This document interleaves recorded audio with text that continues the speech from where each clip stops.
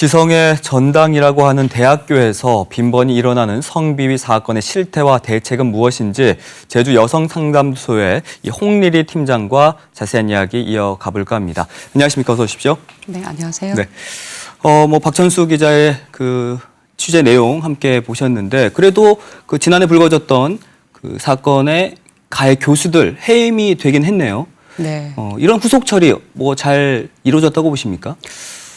일단은 좀 심각하네요. 왜냐하면 후속 처리가 좀 잘 안 되었다 이렇게 보여지는데요. 아까 기사 리포트만 놓고 볼 때는 왜냐하면 그 학교를 떠나야 하는 그 해임된 교수인 경우에는 다시 또 그것에 대한 어떤 문제 제기를 통해서 학교를 떠나려 하지 않고 오히려 피해자는 그 자퇴까지를 하는 이런 경우들, 결국 이거는 피해자 보호는 안 되고 오히려 행위자는 여전히 학교에 남아 있으려고 하는, 그래서 결과적으로는 이 예방방지 시스템상의 추후 관리가 잘 안 된 것으로 보여집니다. 네, 후속 조치는 미흡했다라는 의견이시고요. 네, 그런데 네. 또다시 현직 교수가 여제자를 성추행한 혐의로 네. 지금 조사를 받고 있거든요. 네.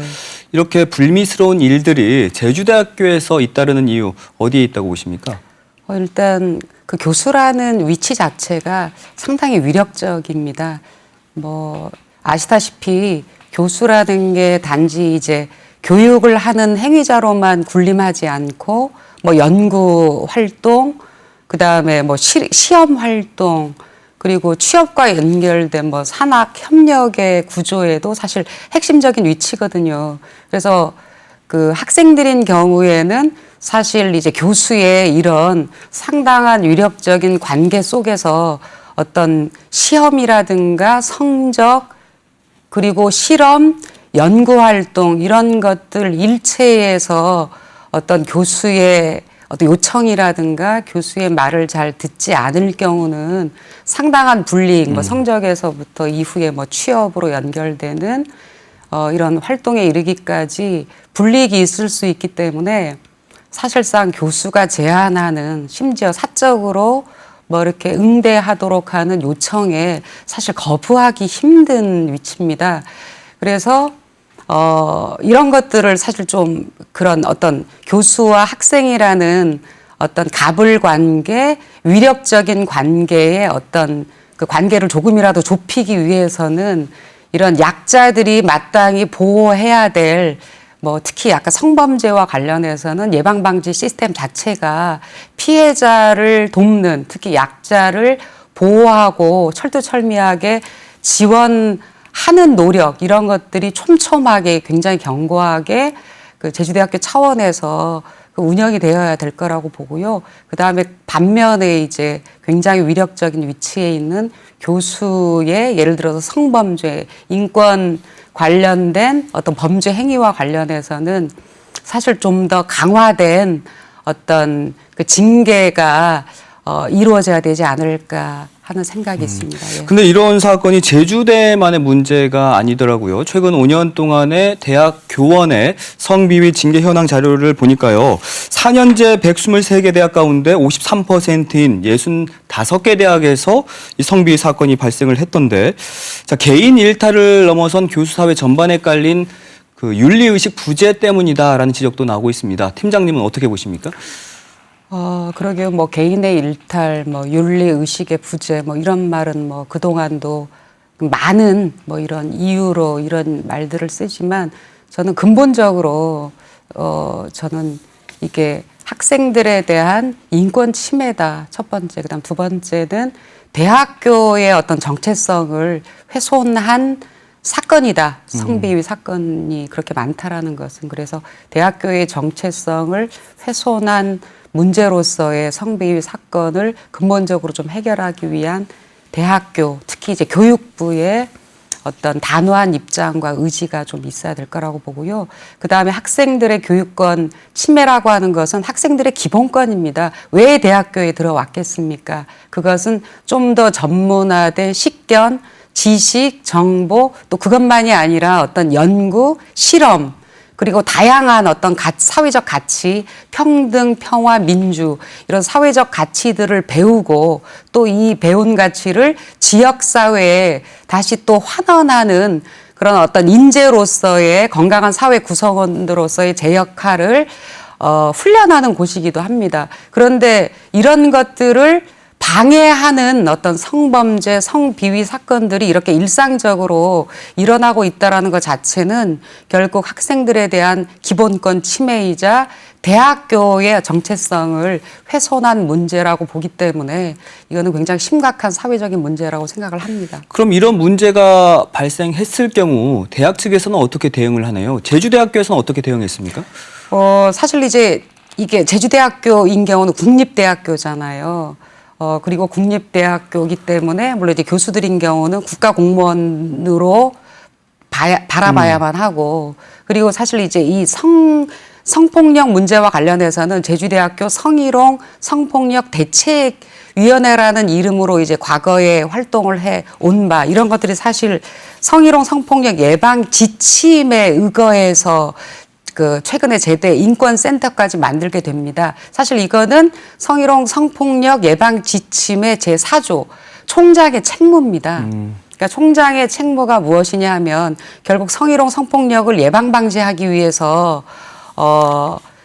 연간 촘촘한 계획들을 수립하고 그거에 따른 예산을 지원해야 되고, 그 예산 지원 범위 안에 이것을 지속적으로 활동할 수 있는 인력을 배정해야 되고, 인력으로 배정된 사람들이 또 예방 교육뿐만 아니라 상담 고충과 관련된 신고를 접수하고 접수된 신고에 따른 상담을 통해서 피해자는 보호도 하고 지원도 하고, 그다음에 신고된 내용을 갖고 조사위원회를 구성해서 피신고인에 대한, 쉽게 얘기하면 혐의자에 대한 사실 조사도 진행하도록 되어 있습니다. 여기까지 굉장히 많은 일을 하고 있는데 이런 것들이 다 총장의 책무이자 사실 이제 예방 지침에 의거한 활동들입니다.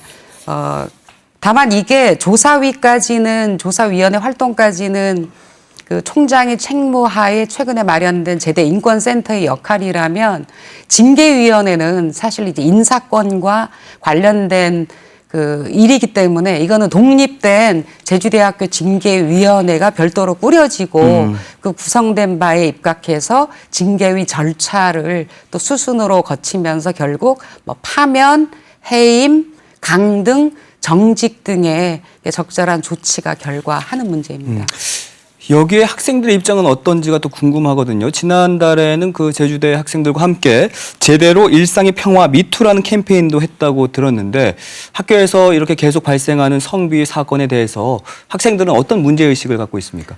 아까 제가 예를 들어서 전국에 뿐만 아니라 제주대학교에 해마다 사실 이제 교수에 의한 아니면 교원에 의한, 특히 이제 약자로서의 학생들을 상대로 하는, 주로 이제 여학생들이긴 합니다만은 상대로 이 성비위 사건, 성폭력 사건이 이제 끊임없이 일어나다 보니까 제대 인권센터뿐만 아니라 총여학생회, 총학생회, 그다음에 인권 실천단, 그리고 제주 평화나비, 사실 이제 인권과 관련된 이런 단체들의 활동들이 두드러지게 그동안도 이어져 왔습니다. 다만 이런 것들을 지역사회도 관심 있게 봐야겠고 또 연대를 해야 되겠죠.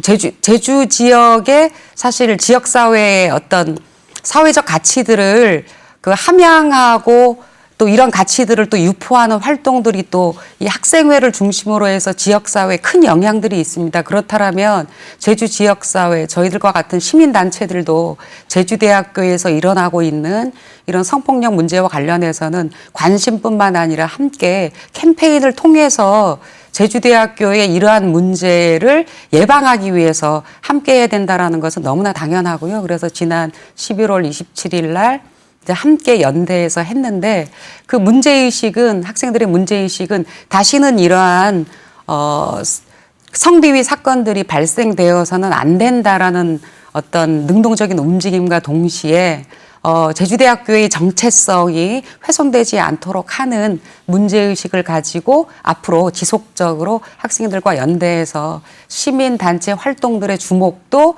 필요하다라는 이런 캠페인을 함께 하고 네. 온 바입니다. 어쨌든 간에 피해 학생이 지금 일상으로 제대로 돌아와야 할 텐데 대학 구성원들의 역할도 중요하지 않겠습니까? 네, 네. 예, 그렇습니다. 2차 피해라는 말들 들어보셨죠? 뭐냐 하면 그 성통념에, 잘못된 성통념에 의거한 것들인데요.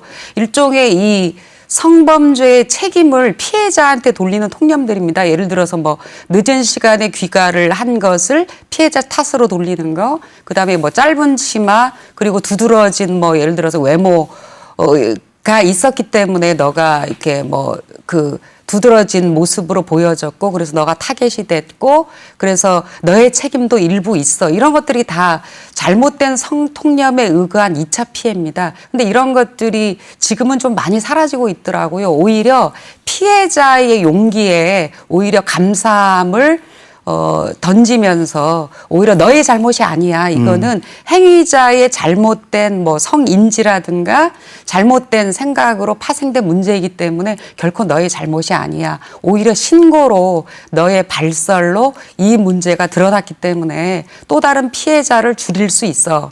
예방 방지할 수 있어. 어쨌든 그런 격려, 네네. 그런 용기를 네. 주는 그런 말들이 참 중요할 것 같고 네네. 어쨌든 이런 일들이 다시는 재발하지 않아야 되지 않겠습니까? 그런 네네. 실질적인 대책이 필요하겠고요. 네. 어쨌든 교수들 역시도 그 제 식구 감싸기에 급급할 게 아니라 좀 뼈아픈 자성이 필요할 것 같습니다. 팀장님 오늘 말씀 여기까지 나누겠습니다. 네. 고맙습니다. 네, 고맙습니다. 네.